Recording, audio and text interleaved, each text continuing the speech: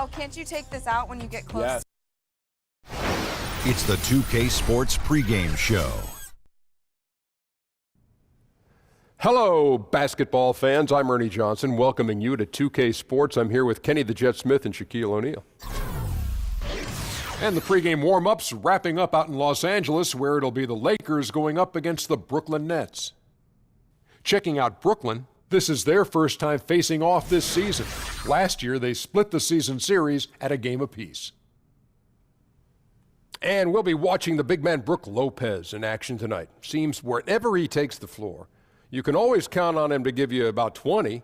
How great is that to have from your starting Position is huge, but from your center position, I think that actually increases because they can draw fouls. Only few positions in the game can actually draw fouls, and the big guys are one. Well, I like that Lopez doesn't need a lot of touches to get 20 points. That just shows me he's super efficient right there. Yeah. Kevin Harlan's got the call, and we will see you later.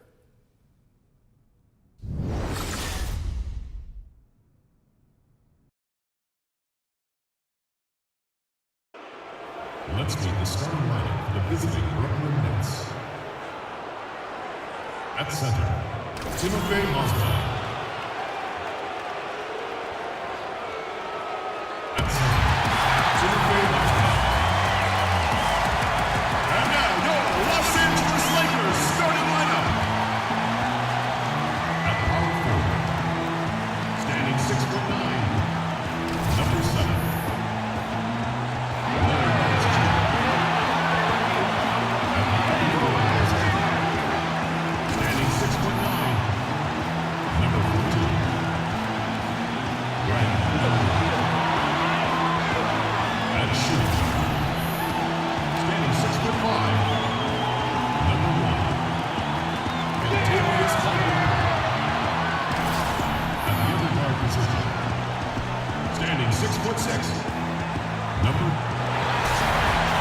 Welcome, everyone, to the sold-out Staples Center in downtown Los Angeles, California. It's the home of the Lakers, where we're broadcasting live today for 2K Sports. Hi, this is Kevin Harlan alongside Clark Kellogg, Greg Anthony, our Hall of Fame sideline reporter David Aldridge.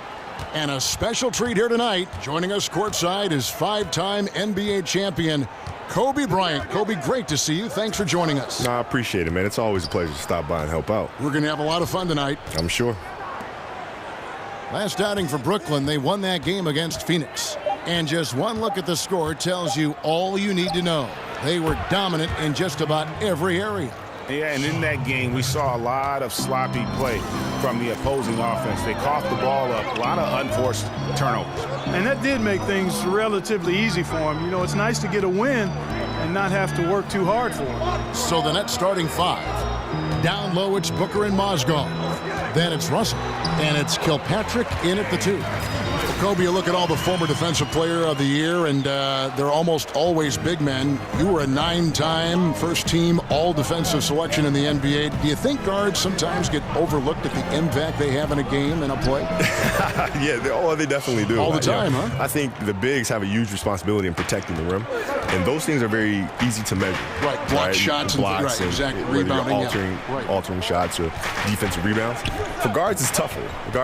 But still in all, there's some guards out there who have done it. You know, Michael and Gary Payton and, you know, Kawhi Leonard, I count him as a guard. You know, they're just phenomenal defensive players. Where does that mindset come from, that defensive mindset, when you're an offensive gifted player like yourself? Well, I think that's a truly competitive person. You know, some players will call themselves competitive, but you're not truly competitive if you only compete at one end of the floor. That's not what true competitive people do. Offensive rebound, Hollis Jefferson.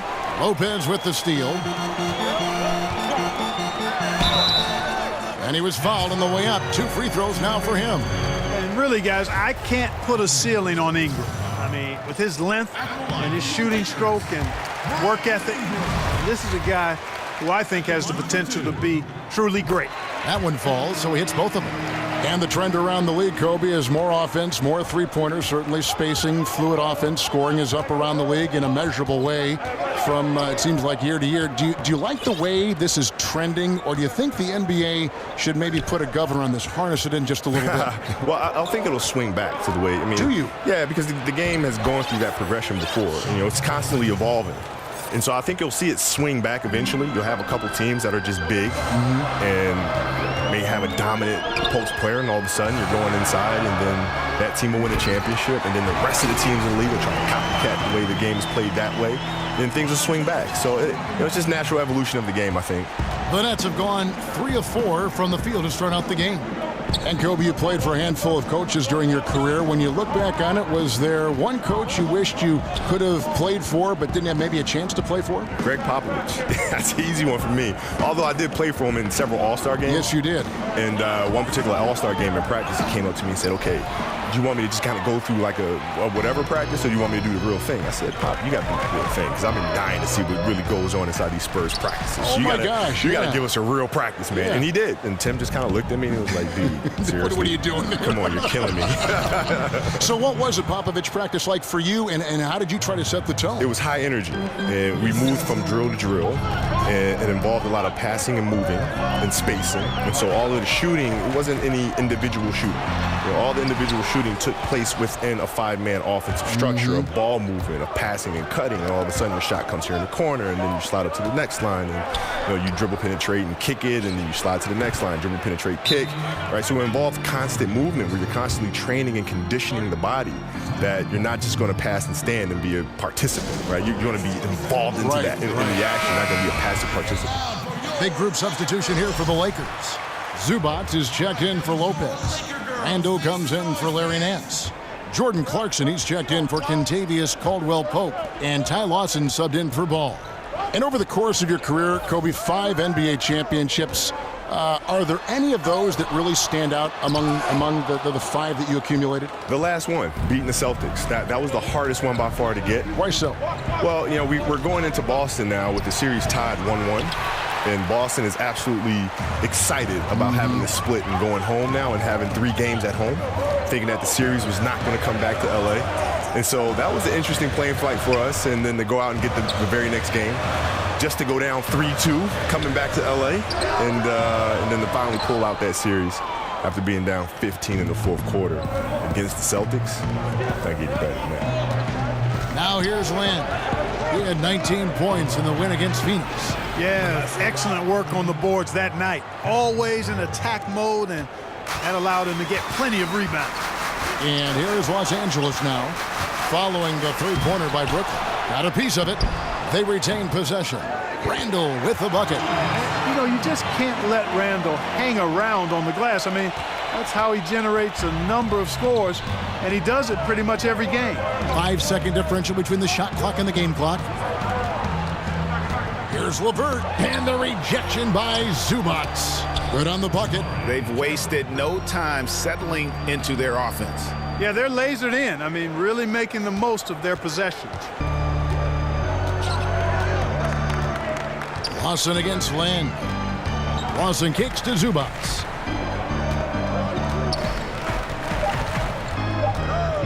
Randall, a screen on Mozgov. And you can see just how great Ingram is once a screen is set. Extremely confident in these kinds of situations. No shortage of scoring here at the end of the 1st quarter. Nets out in front, up 6. Live from the Staples Center, you're watching 2K Sports. And Jeremy Lin, a player who's come a long way in his time. I wasn't sure, if my career would ever pan out the way I was hoping for, or if I would be able to stay in the NBA. And so for me to be here. Well, in a game filled with some pretty big egos, there are also guys like that who are living the dream in their own very grateful way. Lynn has certainly seen the highs and the lows. And Kevin, not everyone's a superstar and certain of their future. Sometimes you get to be a superstar for a brief moment in time, but this game has a way of humbling people, even those who started out humble, like Lynn.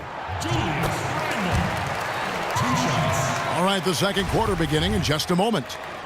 And a chance for just a second to check out the scoring breakdown for the Nets. They've definitely had a hot hand from 3-point range. Always nice to get off to a good start.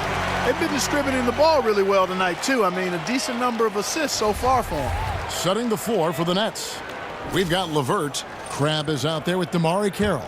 Then it's Mozgov, and it's Lynn in at the 1 spot. Lakers trail by 5. And in the history of the NBA, only a handful of players have lasted 20 seasons. Kobe, you played all 20 with the Los Angeles Lakers, an NBA record for seasons with one team. What does it mean to just having worn that Laker jersey your entire career? Well, I mean, it's a huge honor. I've always been a massive Laker fan, even when I was a kid. And so I never dreamed that I'd actually be wearing the golden armor for my NBA career. So to be sitting here right now, having played 20 years, is literally the coolest dream that could have ever happened to any kid. Happened to me. And I don't know that it'll happen again. The way the league is structured now, money, the free agency, even though you had a chance to leave a couple times, you always chose to stay. Well, yeah, I mean, it's loyalty is a word that you hear thrown around often. But in this day and age, it's very tough to see in sports because of the cap, because of, the free agency market and so forth and so on. So I've been very, very fortunate to have a great organization and to be able to have played 20 years of my career here. Just 5 on the clock. The shot by Carroll, no good. And you know what? You can't get a better screen. Frees him up beautifully, but he just fails to capitalize. Clearly a frustrating missed opportunity there. Perfect screen, got him the space he needed, but he bricked it. Big group substitution here for the Lakers. Mazzili's checked in for Zubats. Bass comes in for Julius Randle. Kentavious Caldwell-Pope, he's checked in for Ingram. And Ball subbed in for Ty Lawson. And then for Brooklyn, Booker, he's checked in for Mozgov. Rondae Hollis-Jefferson comes in for DeMarre Carroll. And it's Russell in for Allen Crabbe. Now, here's Ball. No scoring yet from him, but that's likely to change. Kobe, you were a player who lived in the gym. What motivated you as you go back and look at all those hours you spent in the gym to do that, to follow that path? I loved it. I loved the game. It wasn't a matter of working hard. I didn't realize I was working hard until like my second or third year in the league, when I realized here in the NBA, a lot of players don't do that. Right. And it was kind of a big shock to me. Like, I assumed everybody in the NBA just worked hard. Yeah, but to me, it wasn't hard work. It was like, I love doing this. Like, there's no place on earth I'd rather be than be here in this gym with a basketball in the hoop. But the greats are always the hardest workers, aren't they? I mean, right? Have you ever seen a great player who is not the hardest worker on their team? No, I've seen players have great seasons. And, and then the next season, it's they not fall. so much. Right. And then they have another great one. And the consistency isn't there. The truly great players love what they do. And that looks like hard work to the outside. Did you enjoy playing the game? There was so much you put into the game, but did you enjoy the game? I did. I enjoyed the game. I loved playing, the competition and all that, the getting ready and all that. But I enjoyed practice more. Did you? I did. I enjoyed training and practice more than I did the games. Wow. Nets leading by 7. Well, it seems like with more threes and more skill-based play, the league is adapting more of a European style of play. You grew up in Italy, Kobe. You know about that style. You appreciated that style. How did that impact your personal development as a player? Well, tremendously. I mean, if you look at the era in which I grew up in Italy, you look at the players that came out of it, whether it's myself, Pau Gasol, Manu Ginobili. I mean, there's a lot of players that grew up in that same time frame that play the game fundamentally sound, because I think all of the coaches here in America are doing camps and clinics for coaches overseas. Like Hubie Brown, right? Exactly. He would always go overseas in the summer. Yeah. Exactly. And so we were products of that teaching. So all of our coaches growing up were implementing the fundamentals and the basics of the game taught by these amazing American coaches. And so we're kind of fortunate in terms of the time that we grew up. And here's Russell following the three-pointer from Kentavious Caldwell-Pope. Here's Hollis-Jefferson. He's guarded by Bass. Russell passes to Hollis-Jefferson. The Nets need to get a shot off here. Lets it go from deep. And D'Angelo Russell with the 3. Russell's got his first bucket of the game, and he's on the board for 3. Now, here's Ball. Defense is right there. Here's Bass. Rebound, Brooklyn. Oh, great effort there. That's how you defend the paint. Exactly. Can't play it any better than that, Greg.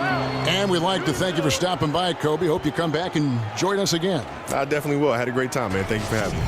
And Clark, you've been broadcasting for the entire span of Kobe's playing career. How is it to share a booth with someone who you've watched progress throughout their entire career? Well, it certainly reminds me that I'm moving into that last block on the demographic charts. I'm in the early third quarter, if you will, that's for sure. But it's a treat because it's wonderful to see how he grew as a player and as a man, and much respect for Kobe Bryant because he's a first ballot Hall of Famer and doing great things off the court, too.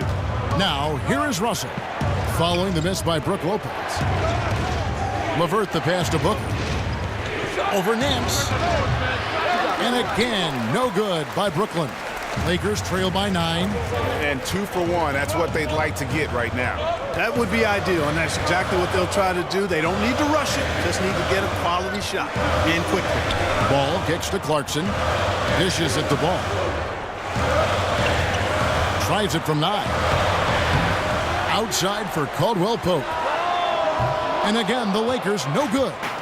Not really his best quarter as far as scoring. Let's see if he can eventually get back on track. You never pass for the sake of passing. You wait until the defense commits. Russell does that, finds the open man nicely. Lopez dishes to Nance. Tries to keep it alive. And out of bounds as Brooklyn gains possession.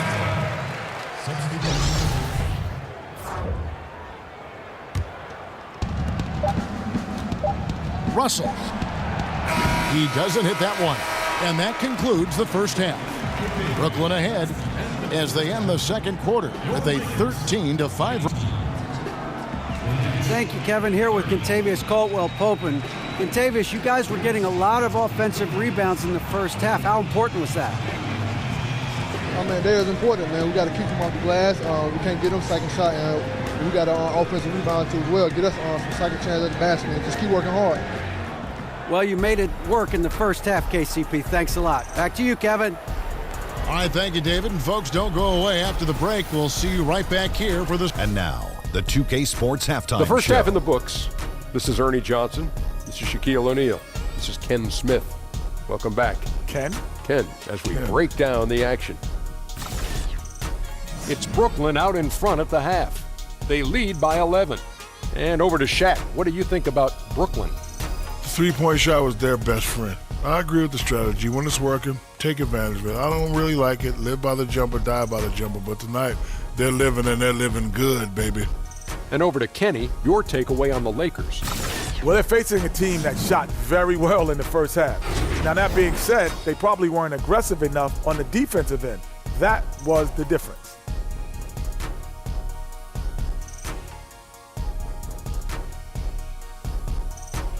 And that is just about going to wrap it up as the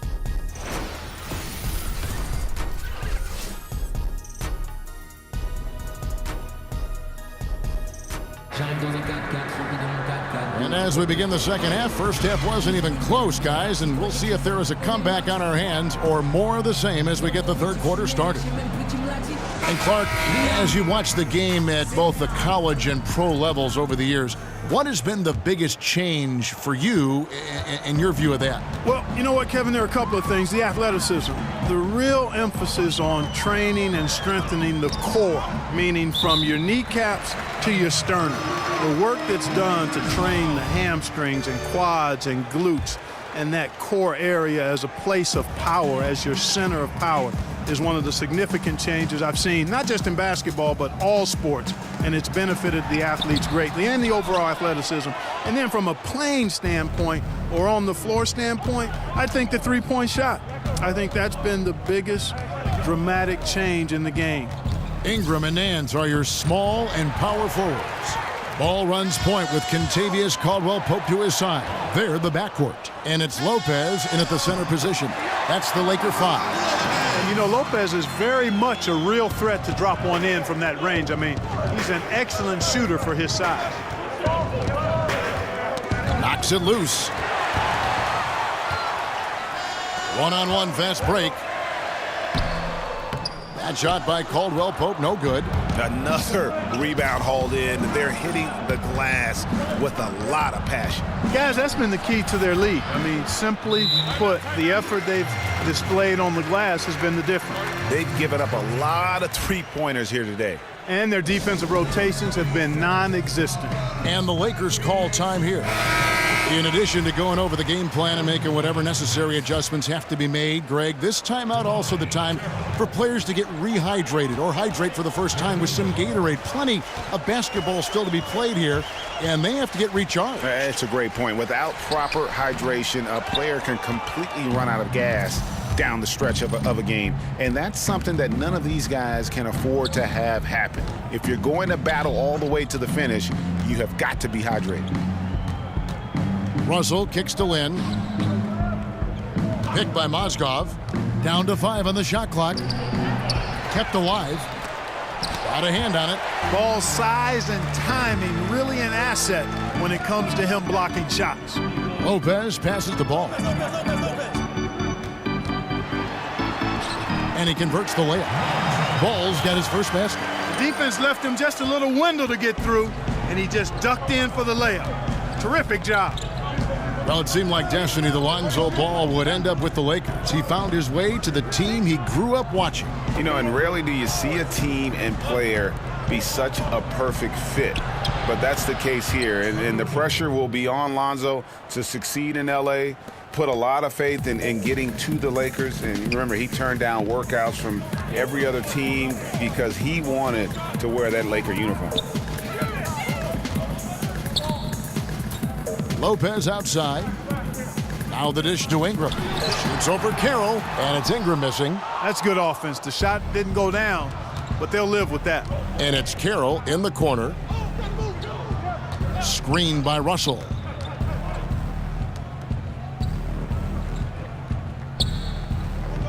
They set the pick. Inside, Booker. That's tipped, and they get it back.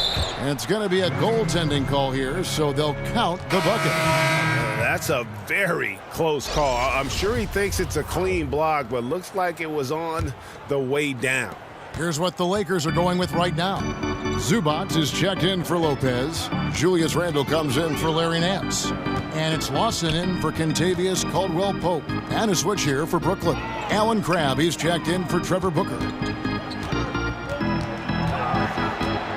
Russell against Lawson. There's the pass to Ball. And a miss there on the triple. They have been board dominant in this game. That's definitely been a factor in crafting this huge lead. And it's been a well-rounded performance. I mean, strong rebounding has certainly been at the center of it, but it's been good on a number of levels. Randle dishes to Ingram.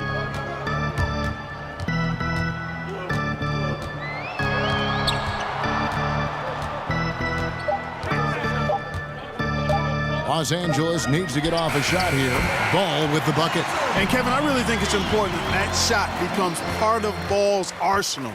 He's got to get comfortable knocking down the three-point shot. Lynn kicks to Russell. Back to Lynn. And oh boy, a lot of contact there, but he gets the call and will shoot two. Jeremy Lin, an attack guard if there ever was one. He wants to play downhill all the time, explodes to the rim, and forces the defense to react to his drives. And Los Angeles with some changes. Bass comes in for Ingram, and it's Clarkson in for Ball. And he was fouled on the way up. 2 free throws now for him. And Lynn's athleticism certainly is underrated. Back, in fact, Clark, when he played with the Rockets, they said he had the quickest first step they'd ever measured. Yeah, I agree with you. I mean, he is deceptively athletic, and he uses that athleticism at both ends. Defensively, he can get steals and blocks too, Kevin. And, of course, for the Nets, I mean, they won't control their own first-round pick until 2019. There's going to be some losing along the way with not much reward. And, Greg, the Nets trading away the better part of a decade worth of draft picks when they went all in back in 2013 and 2014. Yeah, going for vets like Darren Williams and Gerald Wallace, Paul Pierce, and, of course, KG. But unfortunately, all past their primes. That team only able to get to the second round, and, boy, what a heavy price to pay for so little success in the postseason. Both free throws good from Lynn. And really no other way to put it, but the Lakers with that dramatic front office change last season around that deadline. And new big-name leadership. And the hope is that they can escape from what's been an awfully rocky patch here of Lakers history. The Lakers have hit most of their free throws tonight, 5 of 6. And a season ago, they hit about 75% of their free throws. And the turmoil for the Lakers up top has certainly been fodder for the newspapers in Southern California. Aborted takeover attempts, infighting, court battles. I mean, this has been a soap opera. But one thing is certain. In order to be successful as a franchise, you need everybody on the same page. Lawson the pass to Zubac. That is in there. Lawson with the assist. Zubac has got his first points of the game. Nice touch there near the hoop. Here's Lynn. No good from 11 feet. Randall. No good on that one. And as we end the third quarter, a double-digit deficit will make it tough to come back. Nets lead by 12. And we'll have the start of the fourth quarter for you as soon as we get back from this short break. Welcome back. Fourth quarter action starting up in what has been a one-sided show.